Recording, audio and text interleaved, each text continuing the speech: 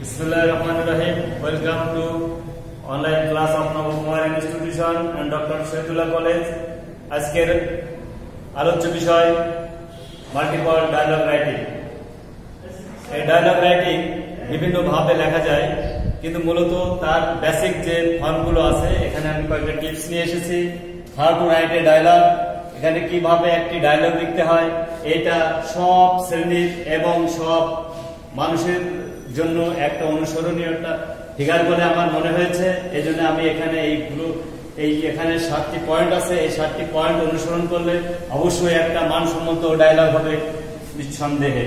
তো এখানে আমি প্রথমে জেনে রেখে জানিয়ে দিতে চাই, এই 7টি বিষয় জানার পরেও যারা এই 7টি বিষয়কে অনুসরণ করার জন্য এখনো দক্ষ এবং যোগ্য হয়ে ওঠেনি, তাদের জন্য আরেকটি বিষয় আছে, সেটা হচ্ছে মাল্টিপল ডায়লগ রাইটিং। অর্থাৎ একটা ডায়লগ লিখে অনেকগুলো ডায়লগ যাতে আমরা বাচ্চা স্টুডেন্টরা লিখতে পারে, তার জন্য একটি মডেল হিসাবে এখানে উপস্থাপন করা হয়েছে। তবে এটি অবশ্যই তাদের জন্য যারা ক্রিয়েটিভ রাইটিং কে দক্ষ নয়, যারা প্যাসিভ স্টুডেন্ট অর্থাৎ নিষ্ক্রিয় ছাত্র, যারা ভালো করে নিজেকে দক্ষ যোগ্য করে এখনো সেই ট্র্যাকে আসতে পারে, শুধু তাদের জন্য। কিন্তু আমি আবার বলছি, যারা একটু ভালো বা যারা ক্রিয়েটিভ রাইটিং এর দিকে আগ্রহ আছে বা লেখার অভ্যাস আছে, যারা লেখাপড়ার দিকে মনোযোগী এবং যারা কিছুটা হলেও সৃজনশীল লিখতে পারে, তাদের জন্য শুধু এটা তাদের জন্য নয়।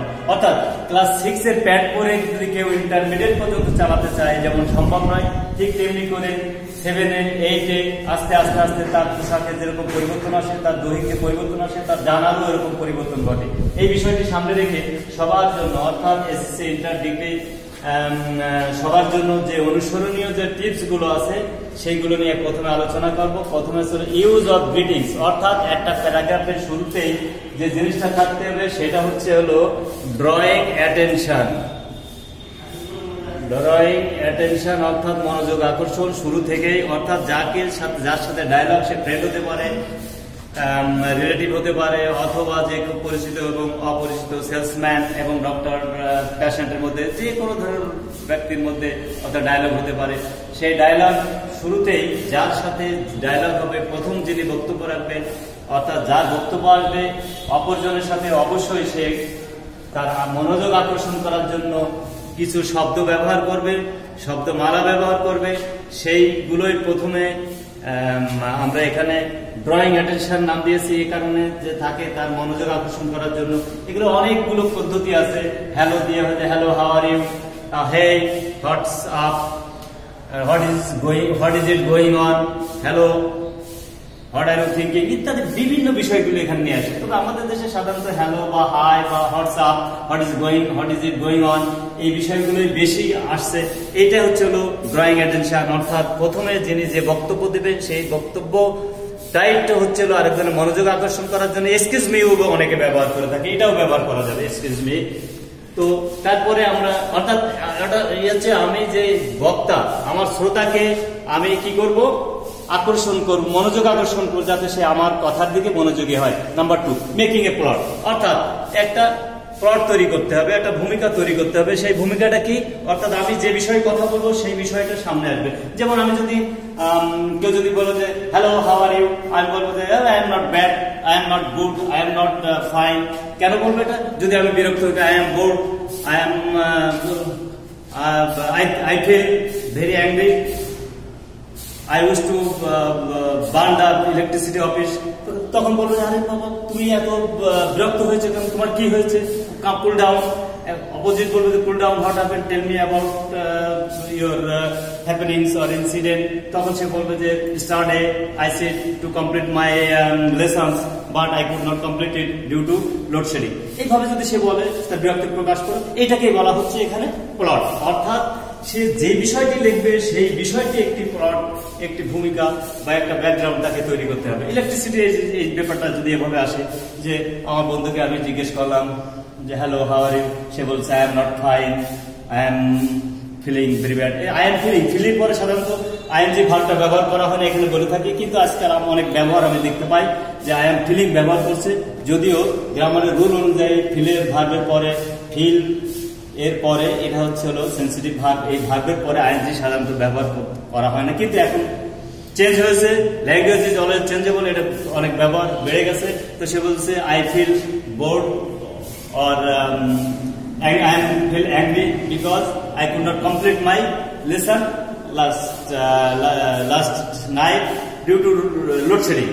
তো এই লোড শেডিং এর উপর যদি লিখতে বলা হয়, অথবা I am bored due to traffic jam, I could not reach my destination in time, এই জন্য সেই যে বিষয়টা লোড শেডিং সম্পর্কে আমার যার সাথে কথা বলবো সে বিরক্ত, অথবা আমি যার সাথে কথা বলবো সে বিরক্ত, অথবা যাই আমার সাথে কথা বলছে আমি বিরক্ত। কিসে বিরক্ত? Due to load shedding or traffic jam. এই বিষয়টাকে নিয়ে আসা হলো, সেইটাকে বলা হচ্ছে plot. Number 3, use of accepted contraction. Contraction মানে ডু নট ব্যবহার না করে আমরা ডোন্ট ব্যবহার করব। কেন ডোন্ট ব্যবহার করব? উইল নট না ব্যবহার করে ওন্ট ব্যবহার করব। আমরা ওন্ট কেন ব্যবহার করব? এটাকে বলা হয় ডায়ালগ। যেহেতু আমরা রাইটিং এ এই কনস্ট্রাকশন ফর্মস লিখতে নিষেধ করা হয়, অর্থাৎ আমরা যখন রাইটিং এ যাব তখন আমরা কনস্ট্রাকশন ফর্মগুলো এড়িয়ে চলবো, সেটা আমরা লং ফর্ম ব্যবহার করবো। কিন্তু আমরা যখন ডায়ালগে যাব, ডায়ালগ মানে হচ্ছে কথোপকথন। কথোপকথন মানে রিডান্ডেন্সি অ্যাভয়েড করতে হবে, বাহুল্যতা বর্জন করতে হবে, এবং স্পেসিফিক যে কথাগুলো আমাদের প্রয়োজন শুধু আমরা সেই কথাগুলোই আমাদের ডায়ালগে নিয়ে আসবো। এখানে দেখা যাচ্ছে আই এম না হয়ে শর্ট ফর্ম ব্যবহার করছে আই এম, এখানে কনস্ট্রাকশন আই এম, এখানে অন্য জায়গায়ও আমি ব্যবহার করেছি শর্ট ফর্ম, এখানে শর্ট ফর্ম ব্যবহার করতে হবে, কারণ ডায়ালগের মূল কথা হচ্ছে আই হ্যাভ। এখানে আই হ্যাভ, এখানে আই হ্যাভ এই সে ভি না ব্যবহার করে ভি এখানে অ্যাপোস্ট্রফ ব্যবহার করা হয়েছে। এর কারণটা হচ্ছে যে আমাদের একটা আদর্শ ডায়ালগ, ডায়ালগ মানে হচ্ছে কথোপকথন। কথোপকথন হচ্ছে শর্ট হতে হবে, সংক্ষিপ্ত হতে হবে এবং টু দ্য পয়েন্ট হতে হবে। সেই জন্য আমরা যথাযথ গ্রহণযোগ্য কনস্ট্রাক্ট সংক্ষিপ্ত ফর্ম, শর্ট ফর্ম ব্যবহার করব। নাম্বার 4 আমরা রেলিভেন্ট স্পিচ অর্থাৎ বক্তব্য যদি আমার আসে লোড শেডিং, অবশ্যই আমি এখানে ব্যক্তিগত কথা দিয়ে আমরা ট্রাফিক জ্যাম নিয়ে আসবো না। ট্রাফিক জ্যাম যখন কথা আসবে তখন আমরা যদি কোনো ব্যক্তি সম্পর্কে আলোচনা করা হয়, কোনো ঘটনা সম্পর্ক করা হয়, ব্যক্তির মৃত্যু আগে জন্ম পরে, এমনটি যেন না হয়। অর্থাৎ তারা লেখাপড়া গড়ে ওঠা, ধীরে ধীরে যে বক্তব্যগুলো আসবে, যে কথাগুলো আসবে তার ধারাবাহিকতা রক্ষা করতে হবে, সেটাকে বলা হচ্ছে রেলিভেন্ট প্রাসঙ্গিক বক্তব্য। বক্তব্য আমার কাজী নজরুল ইসলামকে নিয়ে, বক্তব্য আমার রবীন্দ্রনাথকে নিয়ে, বক্তব্য আমার অ্যাডাল্টেশন নিয়ে, আমরা এই বিষয়গুলোর ভিতরে সীমাবদ্ধ থাকবো। অর্থাৎ আমরা যখন যে বক্তব্য দেবো সেটা অবশ্যই প্রাসঙ্গিক হতে হবে। Number 5, maintain regularity of speech. বক্তব্য ধারাবাহিকতা আমরা রক্ষা করবো। আমরা একটা বক্তব্যের সাথে আরেকটা বক্তব্যের সাথে যে ধারাবাহিকতা, এটা আমরা রক্ষা করবো। তাহলে আমাদের ডায়ালগটা হবে একটা মানসম্মত ডায়ালগ। সেই স্ট্যান্ডার্ড ডায়ালগ লিখতে হলে অবশ্যই আমাদেরকে বক্তব্যের ধারাবাহিকতা রক্ষা করতে হবে। এরপরে আমরা আছি proper use of punctuation and capitalisation marks. এখানে একটা বিষয়কে নিয়েছি, আমি অনেক ভালো ভালো লেখকের বইও দেখেছি। এখানে লেখে I am fine and you. দেখেন এখানে একটা আম ফাইন, এখানে অ্যান্ড ইউ, এখানে ইন্টারোগেটিভ সেন্টেন্স, আর এখানে ইম্পারেটিভ অ্যাসার্টিভ সেন্টেন্স। তাহলে অবশ্যই আমরা এখানে ফুল স্টপ দেবো আর এখানে ক্যাপিটাল দেবো। এদিকে আমরা অবশ্যই খেয়াল রাখতে হবে। খেয়াল রাখতে বলি যে এখানে I am fine full stop and you এবং তুমি কেমন আছো। এই দিকে যে বলা হচ্ছে যে পাংচুয়েশন এন্ড ক্যাপিটালাইজেশন, অর্থাৎ পাংচুয়েশন হচ্ছে বিরাম চিহ্ন, ক্যাপিটালাইজেশন যেখানে ক্যাপিটাল লেটার, অর্থাৎ at the very beginning of the sentence সব জায়গায় দেখা যাচ্ছে ক্যাপিটাল দিয়ে শুরু হয়েছে। এটা হচ্ছে ক্যাপিটালাইজেশন। আমরা যখন নাম লিখবো বা আমরা কোনো বক্তব্য হুবহু তুলে দেবো তখন অবশ্যই আমরা ক্যাপিটালাইজেশন এবং পাংচুয়েশন মার্কস ব্যবহার করবো। ইউজ অফ এন্ডিং গ্রিটিং, এবং শেষে আমরা যে গ্রিটিং অর্থাৎ আমরা যে সম্ভাষণ জানাবো, অভিবাদন জানাবো, প্রথমে যেরকম জানিয়েছি আমরা শেষের দিকে একটা জানাবো। এটা হচ্ছে স্ট্যান্ডার্ড ডায়ালগের একটি অন্যতম বিষয়। তো এখানে good bye, welcome, I have to, এখানে থ্যাংক ইউ দেওয়ার পরে আবার অবশ্যই থ্যাংক ইউ কে accept with pleasure, not mention it, অনেক আমরা সিনোনিম ব্যবহার করতে পারি। তো যেহেতু আমি যারা উইক এবং যারা আমি আগেই বলেছি যারা 6, 7 যা শিখেছে তাইদের 7, 8 এবং 7, 8 যা শিখেছে তাইদের 9, 10 এবং ইন্টার পর্যন্ত চালিয়ে দিতে চাই, তাদের জন্যই যারা লেখাপড়ার দিকে একটু অমনোযোগী বা নতুন নতুন শিখে নিজেকে আপগ্রেড করতে যারা এখন অভ্যস্ত হয়নি, শুধু তাদের জন্য এই সিম্পলটি। কিন্তু অবশ্যই ভালো ছাত্র এটাতে পারে, এভারেজ একটা মার্কস আসবে, সেটা 5-6 হতে পারে, কম বেশি হতে পারে। এটা যিনি স্ক্রিপ্ট ইভালুয়েট করবেন তার উপরে নির্ভর করে। তো যাই হোক, আমরা এখানে আরেকটা বিষয় এখানে আছি যে আমরা গ্রিটিং দেওয়ার পরে এই গ্রিটিংটাই আমরা যত সংক্ষেপে করব, কারণ মূল কথাটাই হচ্ছে যে আমাদের এখানে মেকিং পয়েন্টটা অত্যন্ত গুরুত্বপূর্ণ। এখানে আমরা যে কেউ গ্রিটিংস অর্থাৎ বিগিনিং গ্রিটিংস এবং এন্ডিং গ্রিটিংস আমরা সবাই জানি।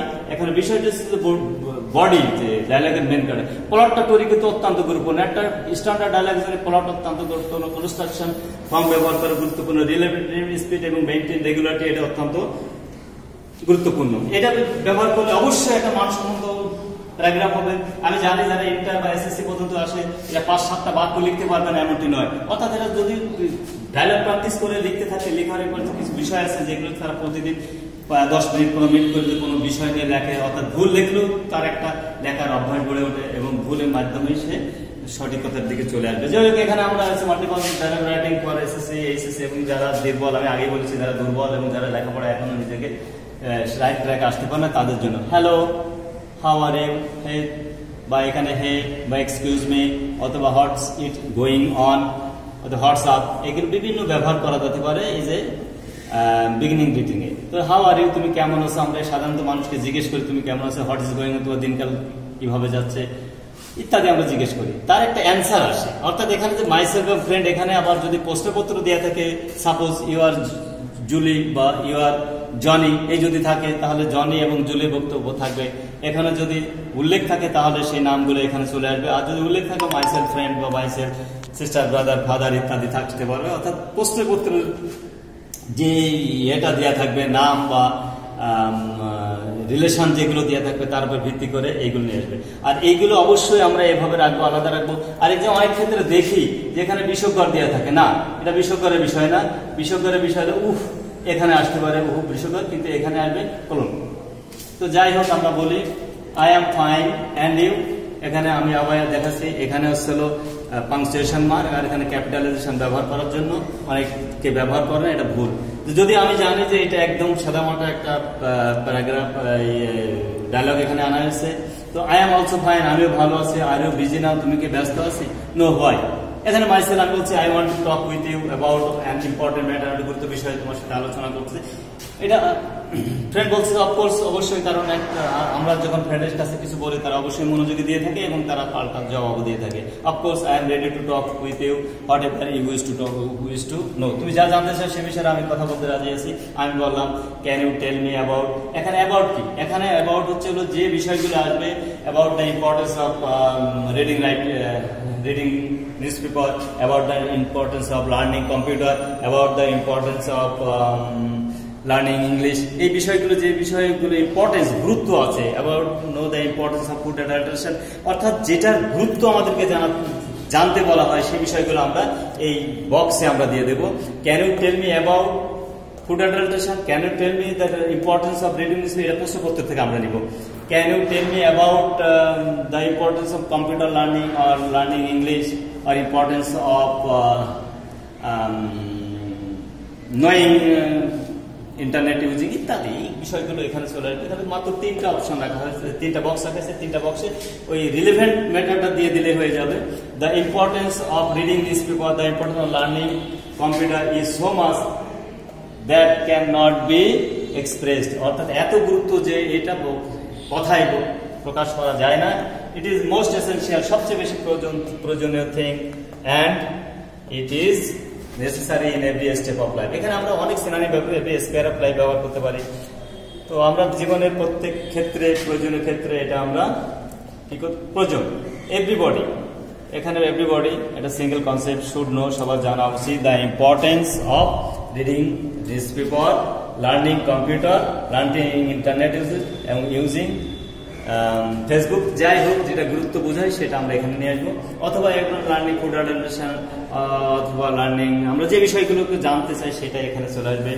তো এখানে a man can not shine in life without giving importance on it, অর্থাৎ এই অনটা হচ্ছে এখানে আমরা উল্লেখ করতেও পারি ইম্পর্টেন্স অফ রিডিং নিউজপেপার, অর্থাৎ লেখাপড়ার পত্রিকা পড়ার উপর গুরুত্ব না দিলে আমরা জীবনে সফল হতে পারবো না, অথবা কম্পিউটার লার্নিং উপরে গুরুত্ব না দিলে আমরা সফল হতে পারবো না, অথবা আমরা ইংরেজি শিক্ষার উপরে বা ইংরেজি শিখতে না পারলে অবশ্যই আমরা জীবনে সাইন করতে পারবো। বিষয়টি এইভাবে এখানে 3টা জায়গা আছে, 3টা জায়গায় আমরা প্রশ্নপত্র থেকে সংশ্লিষ্ট বিষয়টি আমরা এখানে নিয়ে আসবো। I am very glad to know about this, অর্থাৎ আমি এটা জেনে খুব খুশি। বন্ধু বলে ওয়েল বেশ, এভরিবডি শুড নো, সবারই জানা উচিত, তুমি জেনেছো ভালোই। Myself, thank you very much. তখন আমি বললাম যে তোমাকে অসংখ্য ধন্যবাদ, I have learn many things from you, অর্থাৎ তোমার কাছে অনেক কিছু শিখেছি, এই জন্য তোমাকে ধন্যবাদ। আমি বলে welcome, I have to go, না আমাকে যেতে হবে, গুড বাই, বিদায়, মাইসেলফ বিদায়। এই ছিল আজকের আলোচ্য বিষয়। আমি আবারও বলে নিই, এই মডেলটা কিন্তু যারা খুবই দুর্বল এবং যারা লেখাপড়ায় অত্যন্ত নিষ্ক্রিয় শুধু তাদের জন্যই, কিন্তু যারা লেখাপড়ায় একটু মনোযোগী এবং একটু ভালো, তারা এই 7টি পয়েন্টটি আছে, 7টি পয়েন্ট অনুসরণ করলে তারা অবশ্যই বেশি গুরুত্ব দেবে হচ্ছে মেকিং প্লট দিতে দেবে। এখানে কোনো প্লট দেওয়া নেই, অর্থাৎ এখানে আমি আগেও আলোচনা করেছি, প্লট যদি লোডশেডিং হয় তাহলে যার সাথে কথা হচ্ছে সে অ্যাংরি। কেন অ্যাংরি? সে বিদ্যুৎ অফিসটাকেই সে ভেঙে ফেলতে চায়, কারণ বিদ্যুতের ডিস্টার্বের কারণে। এটা তার ক্ষোভের কথা, এটা তার বাস্তবায়নের কথা নয়। সে কি করতে চায়? সে বিদ্যুৎ অফিসে ভেঙে ফেলতে চায়, কারণ বিদ্যুৎ অফিসের এই লোডশেডিং এর কারণে সে তার লেসনটা প্রিপেয়ার করতে পারে, এটার ক্ষোভ। আবার একজন তার নির্দিষ্ট স্থানে গন্তব্য স্থানে যেতে পারে না, traffic jam, say angry, I am very angry, বলে কুল ডাউন দেয়ার ফ্রেন্ড, একটু ঠান্ডা হও। কারণ কি? What is the reason? Due to traffic jam I could not reach in time in viva or in my exam hall ইত্যাদি। এইগুলো বিষয়গুলো সামনে নিয়ে এই যে বিশেষ করে চারটাকে বেশি গুরুত্ব দিতে পারে, এটা তো আমাদের শুরু এবং শেষ সবাই জানে। শুরু করবো হ্যালো দিয়ে, শেষ করবো গুড বাই দিয়ে, এটা সবাই পারে। কিন্তু প্লটিং, মেকিং আর কনস্ট্রাকশন অবশ্যই এটাও সবার জন্য সুবিধা, কিন্তু মেইনটেইন রেগুলারিটি অফ স্পিচ, এটার দিকে গুরুত্ব দিবে। আর রিলেভেন্ট স্পিচটা অবশ্যই প্রাসঙ্গিক হবে। তো এই ছিল আজকের বিষয়। থ্যাংক ইউ, স্টেইং উইথ নবকলেজ institution and doctor Shahidullah college. পরবর্তীতে আবার নতুন কোনো ক্লাসে দেখা হবে, সেই পর্যন্ত